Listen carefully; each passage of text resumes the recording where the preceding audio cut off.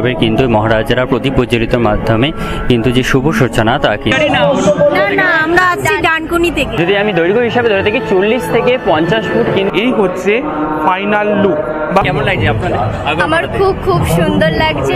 রয়েছে এখানে বিশাল আকার বুদ্ধ মূর্তি। তো হ্যালো বন্ধুরা, এই মুহূর্তে আমি কিন্তু রয়েছি আগরপাড়া আর তারাপুকুর আদি সার্বজনীন দুর্গোৎসবে, যেখানে কিন্তু এবছরে থিম করা হয়েছে থাইল্যান্ডের ব্লু টেম্পেল বা নীলে বিলীন। আপনার পিছনেই আপনারা মণ্ডপটা দেখতে পাচ্ছেন।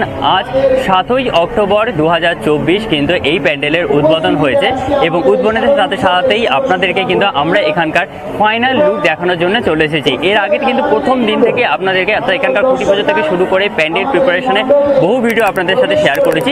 তো এই উদ্বোধনের ভিডিওটা কিন্তু আপনাদের সাথে শেয়ার করার জন্য আজ আমরা পৌঁছে গেছি এখানে। তো চলুন বেশি কথা না বলে একদম প্যান্ডেলটা দেখা যাক, ফাইনাল লুকে এসে প্যান্ডেলটা কিরকম লাগছে এবং কতটা সুন্দরভাবে ফুটে উঠেছে এই মণ্ডপটি। তো চলুন ভিডিওটা শুরু করা যাক।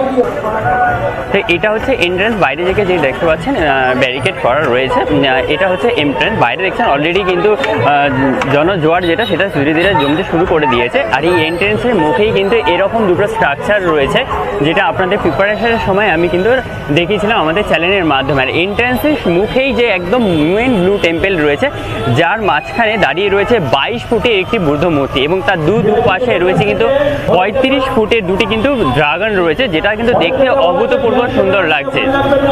এবং এর ঠিক পাশে একদম বাঁ দিকে কিন্তু রয়েছে প্রায় 40 থেকে 50 ফুটের একটি বুদ্ধ মূর্তি, যা শয়ন অবস্থায় রয়েছে, যেটা দেখতে কিন্তু খুব সুন্দর লাগছে। আর পুরো ব্লু টেম্পলটা যেটা করা হয়েছে তা এখানকার যে পুকুরটি রয়েছে সেটার উপরে কিন্তু করা হয়েছে, যেটাকে এখন ফোয়ারার আকার দেওয়া হয়েছে। মানে এখন কেউ এসে এটা মানতেই পারবে না যে এটা কিন্তু জলের উপর সম্পূর্ণ তৈরি রয়েছে।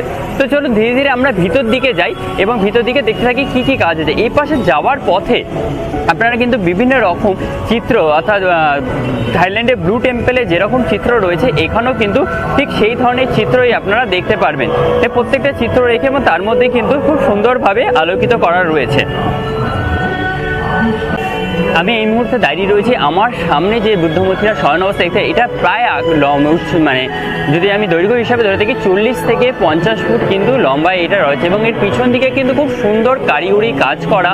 এই যে কাজগুলো যখন প্রিপারেশন হচ্ছিল আপনাদেরকে দেখিয়েছিলাম সোলার কাটিংয়ের কাজগুলো, প্রত্যেকটি প্রিপারেশন থেকে কিন্তু আমরা প্রথম দিন থেকে এই প্যান্ডেলের প্রিপারেশন আপনাদেরকে দেখিয়ে দিচ্ছি।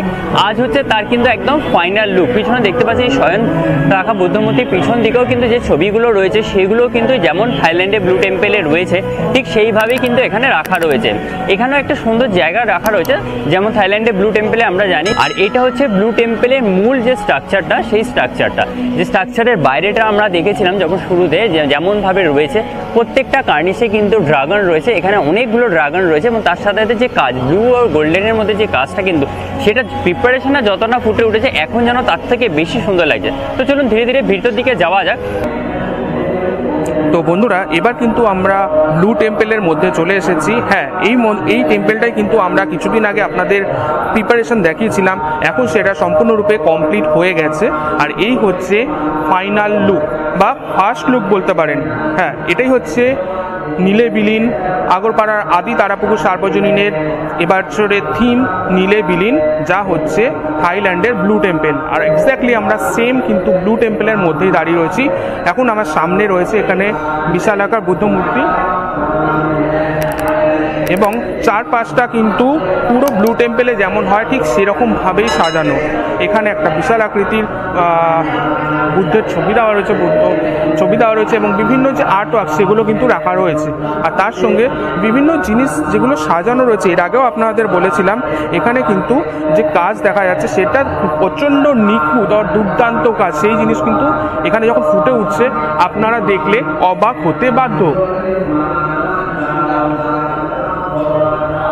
এখানে আরও একটা জিনিস আছে বন্ধুরা, এখানে কিন্তু থাইল্যান্ড থেকে অলরেডি যে বুদ্ধিস্টরা আছেন তারা কিন্তু আসবেন এবং বুদ্ধিস্ট মঙ্ক যারা আছেন তারা এসে এখানে কিন্তু এই পুজো সম্পন্ন করবেন, মানে ওনারা যেমন পুজো হয় ওখানে সেরকম সম্পন্ন করবেন। আর আরেকটা জিনিস ভালো লাগছে, এখানে কিন্তু একটা আসনের মতন আকৃতি করে কিন্তু বেশ কিছু জিনিস এখানে রাখা রয়েছে, ঠিক যেমন ব্লু টেম্পলে রয়েছে।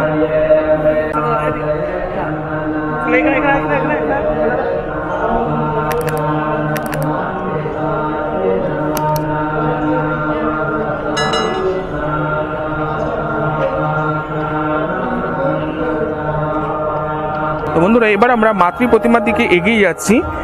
আমরা মূল ব্লু টেম্পল থেকে বাইরে বেরোলাম এবং বেরোতেই এই হচ্ছে বাইরের লুক। যেমন ওই পাশে আপনাদের দেখালাম সেরকম কিন্তু এই পাশেও রয়েছে এবং দুখানা এখানে যে মনুমেন্ট ধরনের রয়েছে সেটা রাখা রয়েছে। তার সঙ্গে কিন্তু এখানে বুদ্ধের যে মূর্তিগুলো সেগুলো কিন্তু ওয়ালে লাগানো। আর এই হচ্ছে সেই টেম্পলটা যার মধ্যে কিন্তু মাতৃ প্রতিমা রয়েছে।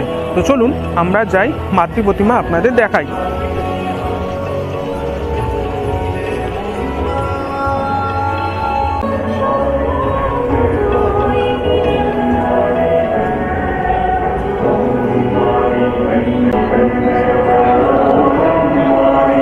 তো বন্ধুরা এই মুহূর্তে আপনাদের দেখাচ্ছি আদি তারাপুকুর সার্বজনীনের মিলন সঙ্গে 2024 দুর্গাপুজোর থিম নীলে বিলীনের মাতৃ প্রতিমা। এখানে মাতৃ প্রতিমা কিন্তু সম্পূর্ণ যে নীলে বিলীন থাইল্যান্ডের বুদ্ধিস্ট ধরনের একটা আদল রয়েছে। আর এখানে কিন্তু মাতৃ প্রতিমা দুর্ধর্ষ লাগছে। অবভিয়াসলি সকল জায়গাতে কিন্তু মাতৃ প্রতিমা যেমন ডেফিনেটলি সুন্দর আছে এরকম অপূর্ব মাতৃ প্রতিমা, কিন্তু তার মধ্যেও কিন্তু একটা আলাদা ইউনিক জিনিস থাকে। এখানে সিংহ দুপাশে রাখা রয়েছে এবং মাঝখানে অসুর রয়েছে। দেখে মনে হচ্ছে যেন মায়ের কাছে ক্ষমা চাইছে বা মায়ের কাছে ক্ষমা প্রার্থী এরকম। আর উপরে মা কিন্তু ভাসমান অবস্থা রয়েছে। মায়ের যে আসনে রয়েছেন তার ঠিক নিচের যে অংশটা রয়েছে সেটা আপনারা একটু লক্ষ্য করলে বুঝতে পারবেন সেটা কিন্তু ঘুরছে, মানে মা কিন্তু হিসাব মতো এখানে হাওয়ায় ভাসছে। তার সঙ্গে মায়ের যে সন্তানেরা রয়েছে সকলেই কিন্তু সেম ধরনের বেদির উপর রয়েছে এবং লক্ষ্য করলে বুঝতে পারবেন এখানে লক্ষ্মী ও সরস্বতী কিন্তু হাওয়াতেই ভাসছেন। তো এখানে মায়ের বর্ণ কিন্তু এখানে সম্পূর্ণ গোল্ডেন কালারে রাখা হয়েছে। তার মধ্যে অসাধারণ মানে কাজ এখানে লক্ষ্য করা যাচ্ছে। যেমন কালার কম্বিনেশন তেমন মায়ের মুখের দিকে তাকিয়ে থাকলে অন্তত 1 মিনিট আপনারা তাকিয়ে থাকতে চাইবেন কনস্ট্যান্ট। তো এটি হচ্ছে ব্লু টেম্পলের মূল গর্ভগৃহ, যেখানে আমাদের দেখতেই পাচ্ছেন যে দেবী প্রতিমা বিরাজমান হয়ে অবস্থান করছেন। দেবী প্রতিমা তো আপনাদের দেখালেন, এবার এই মূল গর্ভগৃহটা আপনার সাজসজ্জাটা দেখাই। ব্লু টেম্পলের থেকে কিছু কম যাচ্ছে না কিন্তু এটা এই অংশটা, তো মূল ব্লু টেম্পলটা তো আপনাদের দেখালাম, তার সাথে এই যে মূল গর্ভগৃহ সেটাও কিন্তু অপরূপ সুন্দর। প্রত্যেকটা স্ট্রাকচার যেটা আমরা আগেও দেখে গেছিলাম সেই স্ট্রাকচারের মধ্যে একটা করে সুন্দর করে থাইল্যান্ডের চিত্র, এটাকে আমরা ইন্দো এশিয়ান চিত্র বলে থাকি, সেই চিত্রগুলো কিন্তু এখানে সুন্দরভাবে রয়েছে। তার সাথে সাথে এই যে মূল গর্ভগৃহে ঠাকুর যেখানে বিরাজ করছে অর্থাৎ ঠাকুর দানা, সেটাকে উপর থেকে শুরু করে প্রত্যেকটা যে ডিজাইন সেগুলো কিন্তু অভূতপূর্ব সুন্দর করে তুলেছে। আর পিছন দিকে মাতৃ দেবীর প্রতিমা পিছন দিকে যে রেল ভেলভেট কালার রাখা হয়েছে সেটাও কিন্তু অভূতপূর্ব সুন্দর লাগছে। এবং উপর দিকে যদি আপনারা কাজটা দেখে থাকেন তাহলে উপর দিকে যে স্কোয়ার অর্থাৎ রেক্ট্যাঙ্গেল কাজ করে তার ভিতরে দুটো রেক্ট্যাঙ্গেল, একটা স্কোয়ার এবং একটা রেক্ট্যাঙ্গেল কাজ, এবং প্রত্যেকটা কার্নিশের মধ্যে একটি করে ডিজাইন রাখা রয়েছে।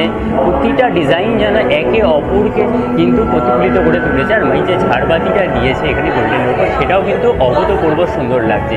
মানে একদিকে তো আমাদের ব্লু টেম্পলের মূল মন্দির উপাস দেখলাম, তার সাথে সাথে এখানে যে মূল মাতৃ প্রতিমার গর্ভগৃহ সেটাও কিন্তু কম নয়। মানে এই বছর কিন্তু ঠাকুর দেখতে আসলে পুরো আরাপুকুরে পার্বতীর সার্বজনীন দুর্গোৎসবে কিন্তু আপনাদেরকে আসতেই হচ্ছে। আদিপুকুর তারা সার্বজনীন দুর্গোৎসবের কিন্তু মহারাজারা প্রদীপ প্রজ্বলিতর মাধ্যমে কিন্তু যে শুভ সূচনা তা কিন্তু করে ফেললেন।